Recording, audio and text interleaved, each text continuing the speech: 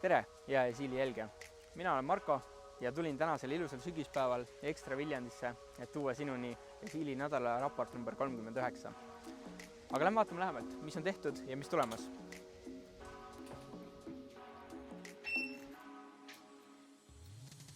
Selle nädala esimene teema räägib sellest, kuidas artikligruppe Esiili abil kõige efektiivsemalt enda tootmises ära kasutada.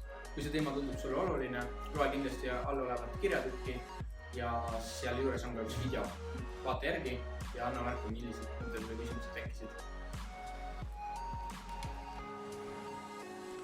Kui sa jõudsid eelmise teema edukalt läbi töötada, siis märkasid kindlasti, et jutu seest käis korduvalt läbi mõiste tootmistüüp.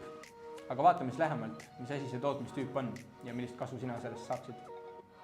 Minu lauale on tekkinud hulk värvilisi pabereid ja vaatame siis nende abil, mis asi see tootmistüüp on. Lühidalt öeldes, tootmistüüp on kogum reegleid, mille abil siis toote või detaili tootmine käib.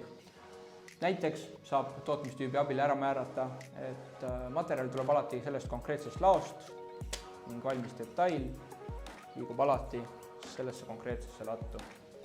Kui sa tahad lähemalt näha, millised võimalused tootmistüübi kasutamiseks Esiilis on, vaata lähemalt artiklist ja anna märku, kui sul tekib küsimusi või mõtteid.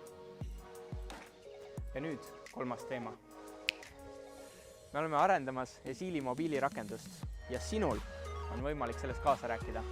Kui see tundub sinu jaoks oluline teema, siis kirjuta meie tootejuht Aleksile. Aitäh, et sa vaatasid selle video lõpuni. Mina olen Marko Esiilist ja kui sa ei ole seda veel teinud, siis vajuta seda punast telli nuppu ja me ilmume igal neljapäeval sinu postkasti. Aitäh!